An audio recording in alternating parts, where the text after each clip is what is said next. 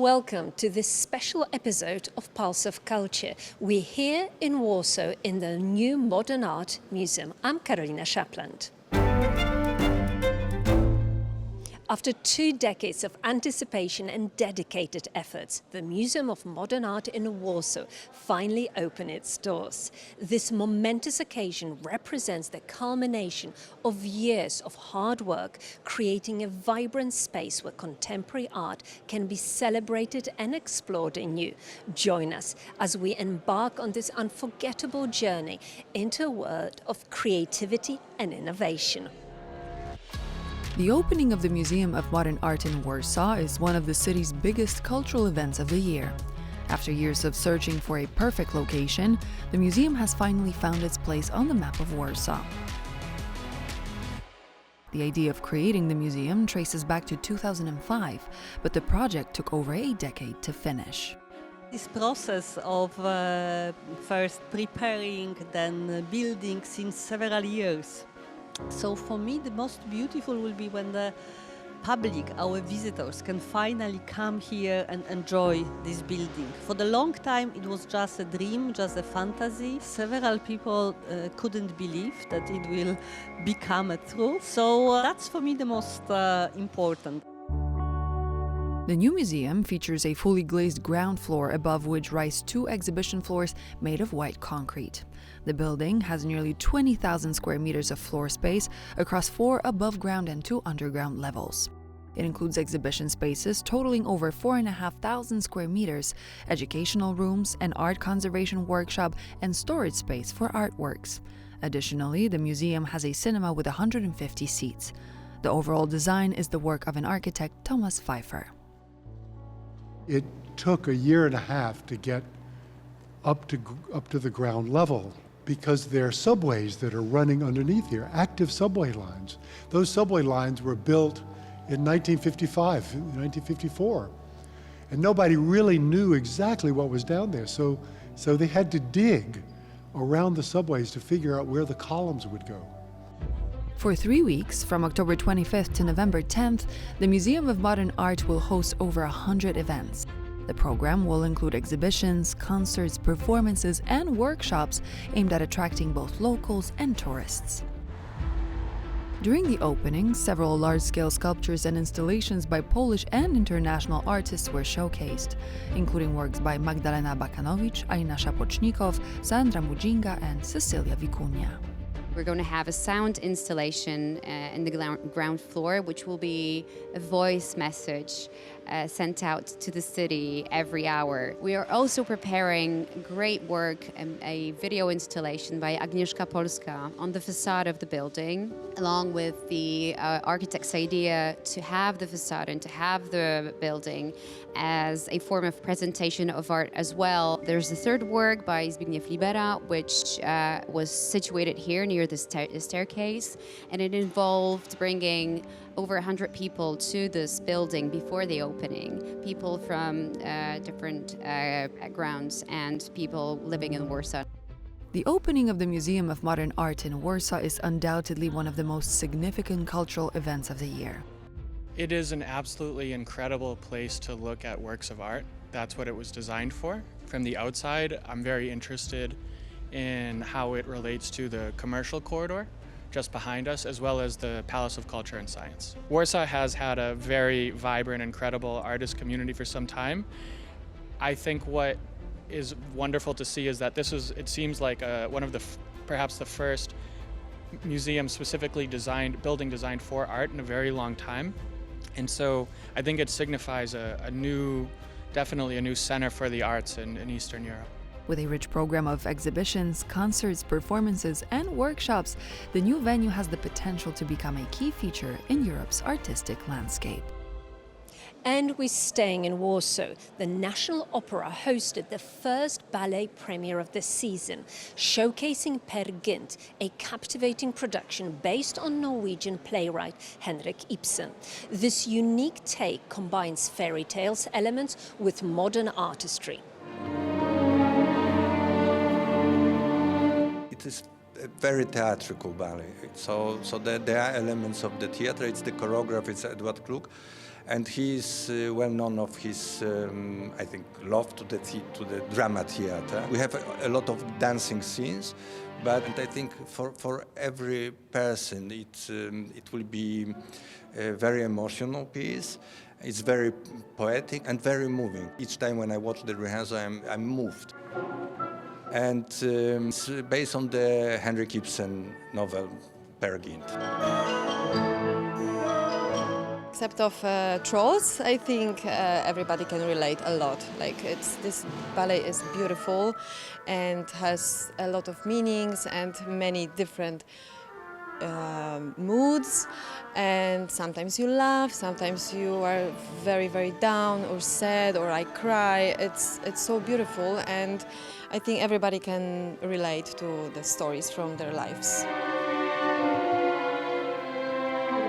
We create kind of Norwegian music, which is quite interesting. It's quite fresh, interesting perfumes, what Greek dreams, what in this story, how he feels these events, how he feels this atmosphere of this world around the Gynt.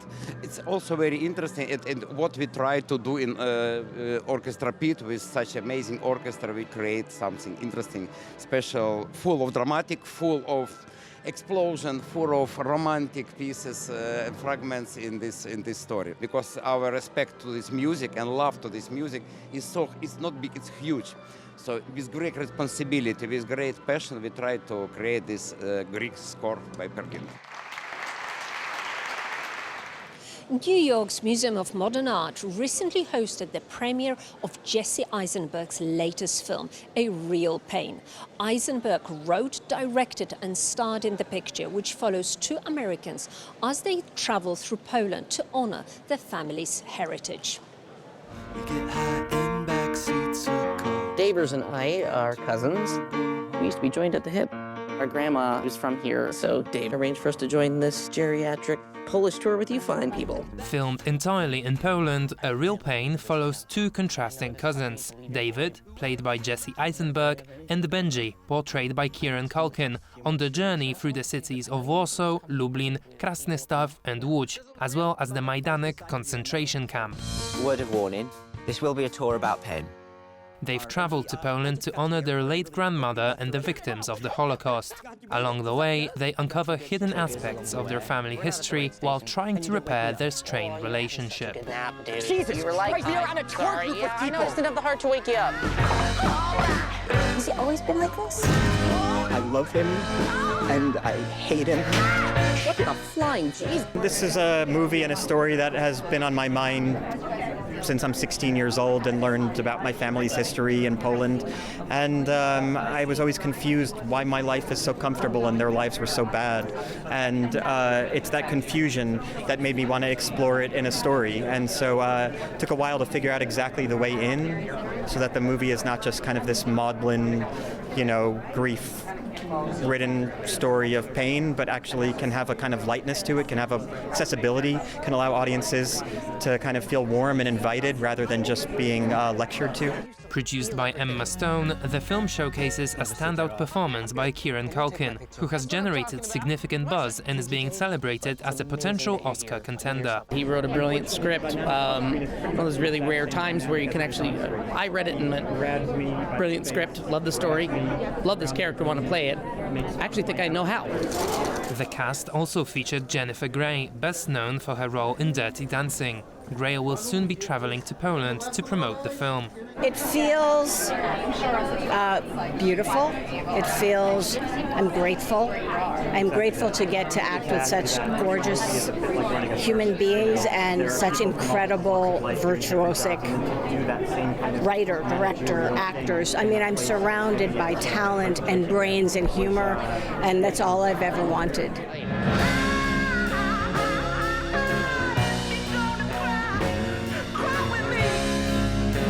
The movie, which has earned positive reviews from critics, will have a special preview screening on November 5th at the 22nd Warsaw Jewish Film Festival. It enters wide release in Poland on November 8th.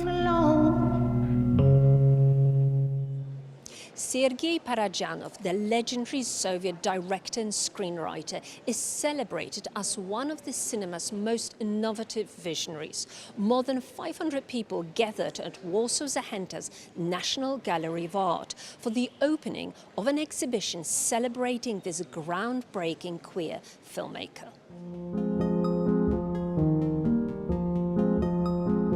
The Zachęta exhibition, entitled I Want to Outrun My Shadow, shines a light on Parajanov's artistic freedom and the repressive regime that sought to silence him. The exhibition in Warsaw features drawings he created during his 4 years of imprisonment in a Soviet labor camp. These works offer a glimpse into his profound admiration for human beauty and sexuality, even in the harsh conditions of a Soviet prison. It's impossible to put him in any boxes because he's completely beyond any boundaries, national, ethnic, religious and also gender boundaries. He's Georgian, Armenian and Ukrainian filmmaker. It's the most important filmmaker for Armenia, for Ukraine and for Georgia. And of course was called the most important Soviet filmmaker in the period of Soviet Union. His films from the 1960s and 70s, inspired by the folklore and poetry of the three countries he was associated with, Ukraine, Georgia and Armenia, stand in stark contrast to the limitations of communist cinema. Known for their vivid, color-saturated imagery, Parajanov's works defied Soviet censorship, earning him both international acclaim and political persecution. A century after his birth, Parajanov's subversive works continue to inspire audiences around the world. At the heart of the exhibition is his most celebrated masterpiece, The Color of Pomegranates. Parajanov, I Want to Outrun My Shadow runs until January 12th.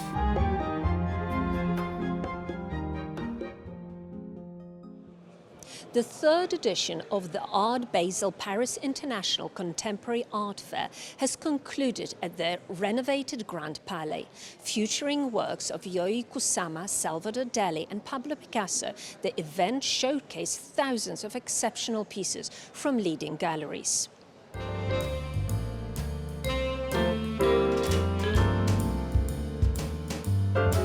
Art Basel Paris is rapidly becoming one of Europe's most exciting art fairs. The third edition featured works on loan from 195 galleries spanning 42 countries.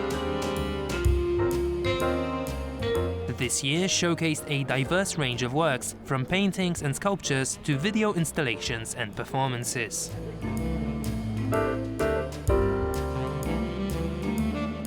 The size of the event is changing significantly with the addition of 41 galleries. We've gone from an event with 154 galleries to one with 195, which changes absolutely everything from a conceptual, contextual and logistical point of view. This is a great challenge, and naturally the beauty of the venue and the setting offered by the Grand Palais meant that we had to think about how to be as elegant as possible within this space.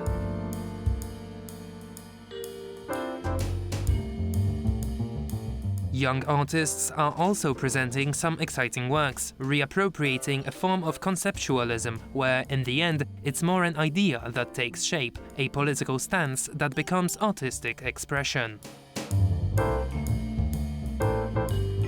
There are some pretty exciting works from young artists too, who are reappropriating a form of conceptualism where, in the end, it's more an idea that takes shape, a political stance that becomes artistic. This kind of questioning was very present in the field of art in the 60s and 70s, and a little later to a lesser extent. One of the extremely important artists who had her first solo show at the Musée d'Art Moderne de Paris in 1973 is Neil Yalter. She was a pioneer in video art, one of the first to use video in the 70s, and one of the first to defend the cause of women, migrant peoples, women prisoners, etc. All these themes were very pioneering in the 70s.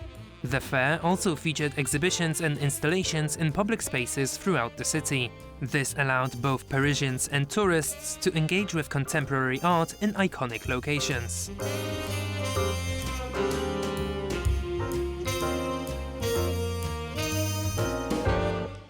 Thank you for watching. This was Pulse of Culture. I'm Carolina Shapland. Do join us next week.